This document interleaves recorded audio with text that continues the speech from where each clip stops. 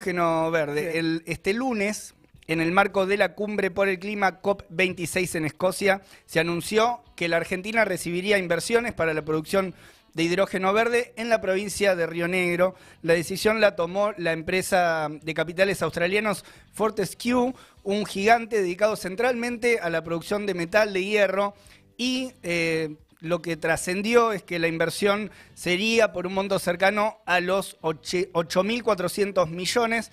Fue anunciado como una gran noticia, ¿no?, por parte del gobierno, y quisimos, bueno, hablar con Hernán Escandizo. Él es periodista, investigador y coordinador del Observatorio Petrolero Sur, para ver un poco mejor de qué se trata todo esto del hidrógeno verde. Buenos días, Hernán. Leo Méndola y Lucía Ortega, te saludamos. Hola, ¿qué tal, Leo? Lucía, ¿cómo están? Bien, muy bien. Gracias por tu tiempo y por atendernos, Hernán. Bueno, primero, para empezar por lo más básico, es algo bastante novedoso. Creo que muchos lo empezamos a escuchar en los últimos días. ¿Qué es el hidrógeno verde? Si nos podés comentar. Bueno, el hidrógeno verde básicamente es el que se obtiene a partir de agua y de fuentes renovables, de electricidad generada de fuentes renovables. Es decir, a partir de la electricidad generada por un parque eólico, por una granja central, una granja fotovoltaica, solar fotovoltaica. Sí. Esa electricidad se utiliza en el proceso de hidrólisis, es decir, de exponer agua a la corriente eléctrica, y a partir de ese proceso separar las dos moléculas de hidrógeno y la molécula de oxígeno que componen el agua. Ese oxígeno que se separa va a funcionar como un vector de energía, va a tener la energía, va de alguna manera, decirlo de manera muy sintética, va a almacenar la energía generada por ese molino. Hay otras formas de obtener hidrógeno, que puede ser a partir de gas natural, que en ese proceso, si hay emisión de carbono, es hidrógeno gris. Si se captura el carbono durante el proceso, es hidrógeno azul. Y si se hace a partir de electricidad generada por centrales nucleares, es hidrógeno rosa. En realidad es el mismo hidrógeno, es un hidrógeno transparente. Cambia el color según la fuente que se utilice y el recurso para la fuente energética, y si va a ser a partir de agua o de gas. Claro, ahí aparecían dentro de las dudas, ¿no?, que se planteaban, porque se lo presenta como una alternativa al problema de fuentes de energía que están fortaleciendo el cambio climático, digamos, reforzando también la emisión de carbono. Entonces, con esta etiqueta de hidrógeno verde, también venderlo, digamos, un poco por ese lado. Pero una de las dudas que aparecían era respecto del tema del agua, ¿no? O sea, por la cantidad, o sea, ¿qué implica desde el punto de vista de la cantidad de agua que hay que utilizar para el proceso? Y una segunda, y te hago dos preguntas en una, pero también desde el punto de vista del almacenamiento, si tenés más información de cómo funciona el almacenamiento, el transporte de este tipo de energía. Bueno, a ver, con el tema, primero destacar que no descartamos que el hidrógeno pueda cumplir una función en un proceso de transición energética, de descarbonización, y digo, en un proceso de transición energética justa y popular, como sostén de fuentes que son intermitentes, como las renovables, como puede también llegar a cumplir alguna función en procesos industriales y en el transporte. Eso no lo descartamos. Tiene que ser sometido a estudios de factibilidad, y también, sobre todo, entender qué energía queremos generar para qué modelo de desarrollo, y si hay acuerdo o no de los territorios que van a ser impactados, porque, bueno, toda central, todo emplazamiento tiene una territorialidad. Entonces, acá una de las dudas es con respecto al agua. Nosotros veníamos analizando con Leonardo Salgado, un compañero con el que venimos trabajando el tema de hidrógeno verde, todo lo que se venía proponiendo en la provincia de Río Negro en ese momento. Los estudios que existen, que son los documentos oficiales que hay, tienen que ver con emplazamientos que serían abastecidos con agua dulce, que es o en el Chocón o cerca en el valle medio inferior del Río Negro, que tiene que ser en la zona de Pomona, de El Solito, y el otro era cercano a San Antonio Este. Todos esos emplazamientos o eran abastecidos directa o indirectamente o por el río Limay o por el río Negro. Aquí aparece esta novedad de un parque eólico que se instalaría en cercanías de Sierra Grande, en Punta Colorada. No era un punto que venía siendo analizado por el gobierno de Río Negro. Dicen que utilizaría agua de mar y eso evitaría la competencia por el agua dulce, que es uno de los puntos críticos. Bueno, el agua de mar también tiene un costo porque hay una captación de agua, hay una devolución de salmuera. Eso no es que se hace una vez, sino que es un proceso permanente, sería un proceso permanente con grandes volúmenes. Habría que ver cómo impacta en la vida marina. Ese es como un primer punto, solo referido al agua. Habría que ver también si no hay planteado como alternativa el uso de agua dulce. Por ahora lo que circulan son todos anuncios.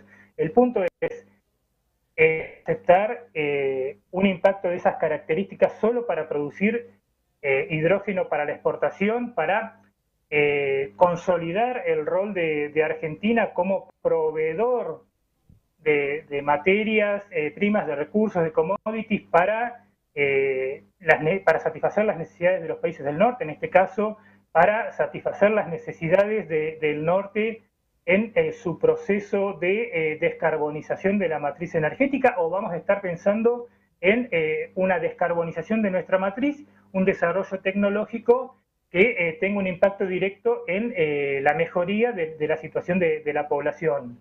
Ahí, Ese es un punto disculpame, central del Hernán. debate, me parece. Ahí justamente vos mencionabas un trabajo, ¿no?, que vienen realizando con Leonardo Salgado, y me llamó la atención de una de las notas que salieron en un medio de allí de Río Negro, que titularon un trabajo justamente La nueva ilusión rentística del gobierno de Río Negro, ¿no? Ilusión rentística, te referís justamente a este rol, o si podés explayarte un poco más, pues me pareció interesante esa definición.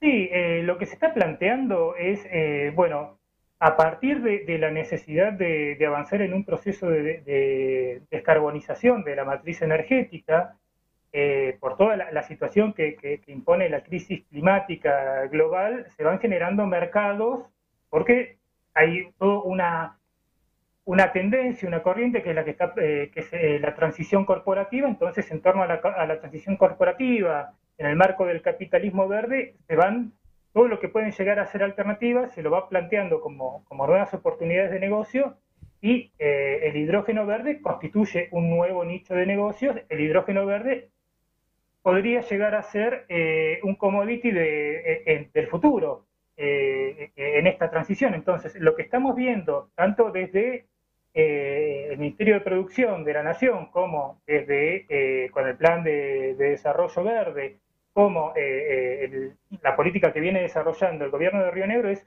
cómo la Argentina se inserta en esos nuevos mercados. Y lo que se está planteando es poner el territorio en función de abastecer las necesidades de la producción de un commodity y obtener la renta de ese commodity para, bueno, es de alguna manera el esquema que se va dando con los hidrocarburos, bueno, en este caso, readaptarlo a las condiciones de una transición verde. Claro, Claro. para generar dólares también, ¿no? Para exportación, como vos Claro. decís, Sí, y no por eso puesto, se plantea. no puesto, digo, vos decías, bueno, hay necesidades también de una transición energética o problemas a resolver también en cuanto a la matriz energética argentina, pero no, digamos, sería más para cumplir ese rol en el mercado mundial, digamos, de compra y venta de estos commodities para, en función de esas necesidades, también se hablaba, ¿no?, de exportar a Alemania.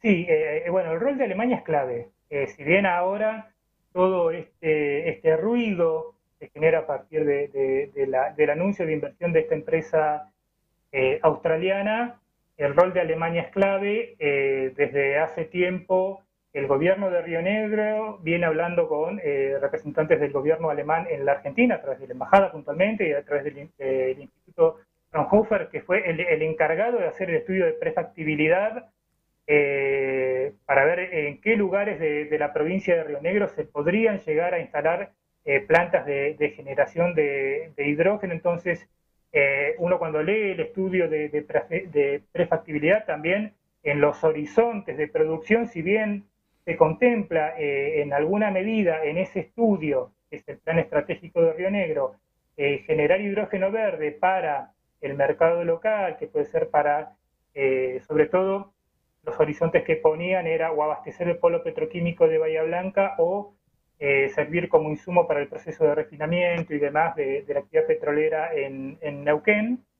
Digo, por lo menos ahí había un horizonte de mercado interno y una fuerte apuesta a la exportación, y se hablaba claramente de exportación a Alemania. En este segundo proyecto que se presentó ahora, que tanto ruido está haciendo, bueno, directamente se plantea un horizonte 100% exportador. Ese es el rol que se está pensando, sí. Hernán, estamos en comunicación con Hernán Escandizo, es periodista, investigador y coordinador del Observatorio Petrolero Sur. Hernán, planteabas estos dos, digamos, posibles objetivos, ¿no?, de la producción de hidrógeno en este proyecto, pero hoy en día, más en general, incluso por fuera de Argentina, ¿cuál es el uso que tiene esta fuente de energía? ¿Centralmente para procesos industriales parecidos a los que mencionabas recién, o dónde se le da el principal uso? Sí, el desarrollo del hidrógeno verde hay que tenerlo en cuenta que todavía se está trabajando en una fase experimental. El hidrógeno sí se utiliza en procesos industriales. Hay una serie de automotrices que están anunciando modelos de autos con celdas de hidrógeno verde, pero estamos hablando de un desarrollo totalmente embrionario a nivel global. Por eso también llama muchísimo la atención la escala del anuncio. Quizás si se hubiese hecho un anuncio con una escala mucho menor, estaríamos debatiendo otras cosas, o estaríamos debatiendo lo mismo, pero por lo menos con un marco más de que se está hablando realizable. Acá es tan que se plantea que no hay ningún tipo de referencia a nivel global que da la pauta a pensar que se trata de una ilusión. Incluso, bueno, mucha gente que viene trabajando, investigando en torno al hidrógeno, tiene sus serias dudas. Se está hablando de una planta de una dimensión que no existe, que no se sabe todavía a ciencia cierta en qué lugar se va a construir. Hay que ver una cantidad de procesos administrativos, cómo se va a hacer de la tierra la empresa, dónde se va a instalar el parque eólico, dónde se va a instalar la planta de hidrógeno, si va a haber planta de amoníaco, dónde se va a instalar la planta de producción de amoníaco, dónde se va a instalar la planta desalinizadora y demás. Y ya el representante de la firma en la Argentina, Agustín Pichot, está hablando de que en 2024-2025 van a estar exportando. Entonces, suena bastante poco creíble. ¿Y vos crees, Hernán, que ese anuncio así a esa escala, con esa cantidad de millones y que generaría tantos puestos de trabajo y que además, como vos decís, parece poco creíble que lo hagan en tan poco tiempo cuando faltan definir tantas cosas? ¿Crees que tiene que ver con, ya entramos en el marco quizás un poco más de la especulación, pero con la negociación que en ese mismo momento estaba llevando adelante Argentina por la deuda externa con el fondo, en un sentido de pedirle como acciones verdes, ¿no? Que le pidan acciones verdes o determinados gestos como marco de esa negociación, como parte de esa negociación? Y es indudablemente algo de eso hay, o por lo menos no escapa en cualquier análisis el contexto en el que se hizo el anuncio, ¿no? El contexto de esa negociación en el marco internacional y también el contexto de un futuro próximo electoral, un horizonte electoral próximo donde el gobierno nacional debe mostrar una capacidad de respuesta, de que puede revertir el proceso de crisis que estamos viviendo. Entonces, un anuncio de esas características Claro. puede ser tomado en ese sentido. Ahora, justamente con esto que planteabas de los puestos de trabajo, decimos, no hay más que anuncios y gacetillas de prensa que están circulando por los medios, no hay un estudio concreto. Se está hablando de 15.000 puestos de trabajo directo, no se sabe de dónde sale esa cifra, si esos 15.000 puestos de trabajo directo serían para una fase de obra civil, si serían permanentes, qué tipo de capacitación tendría que tener el personal que trabaje en esas instalaciones. Se está hablando de entre 40.000 y 50.000 puestos de trabajo indirectos, tampoco está muy claro cuál sería el circuito que se está incorporando en ese cálculo. Ahora, estamos en una situación socioeconómica muy complicada, con la mitad de la población pasándola muy mal, con una necesidad de laburo y laburo calificado muy fuerte. Se hacen estos anuncios y a uno realmente con una irresponsabilidad, y digo con una irresponsabilidad porque tenemos como un antecedente inmediato Vaca Muerta, que desde 2013, 2014 se vino hablando del boom de los yacimientos no convencionales, de Argentina potencia hidrocarburífera a partir de la explotación de Vaca Muerta y el fracking. Se planteaba que Añelo, la localidad neuquina, que es como la puerta de entrada a la explotación de Vaca Muerta en la provincia de Neuquén, iba a ser la nueva Dubái, y hoy, si bien ha crecido Añelo, sigue teniendo una cantidad de problemas de infraestructura. Cuando se hicieron esos anuncios en 2013, 2014, Añelo no tenía ni capacidad habitacional, ni en establecimientos educativos, ni de salud, ni tendido de agua corriente, ni de luz para absorber a la cantidad de gente que, con la ilusión de conseguir un laburo calificado, se fue a Añelo. Añelo, en el término de 1 o 2 años, pasó de tener 2.500 habitantes a tener 7.000. Estalló. Hubo un problema social muy fuerte porque no había cómo contener a la cantidad de gente que llegaba a Añelo con la esperanza de conseguir un buen laburo. Y sería muy penoso que en este contexto, si se sigue alimentando todo esto con anuncios y sin saber realmente qué va a pasar, además, estos anuncios ya tienen un impacto, y si esto se sigue, no sería raro que en pocos meses empiece un peregrinar de gente de diferentes puntos de la Argentina con la ilusión de conseguir trabajo en Sierra Grande, instalándose en Sierra Grande. Entonces, me parece que, un poco más de seriedad con este tipo de anuncios, porque bueno, esto ya sin haber colocado un ladrillo, está generando un fuerte impacto social en la región. Claro.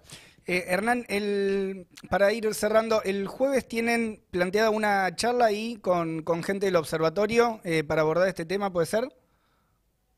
Sí, a ver, aprovecho y paso 2 anuncios. Vamos con los chivos. Hoy a las 4 de la tarde, por el canal del Observatorio Petrolero Sur, el canal de YouTube del Observatorio Petrolero Sur, vamos a estar presentando un informe de acceso a la energía, de pobreza energética, con compañeros de la cooperativa Comuna de Uruguay y de la Asamblea contra la Pobreza Energética de Cataluña, España.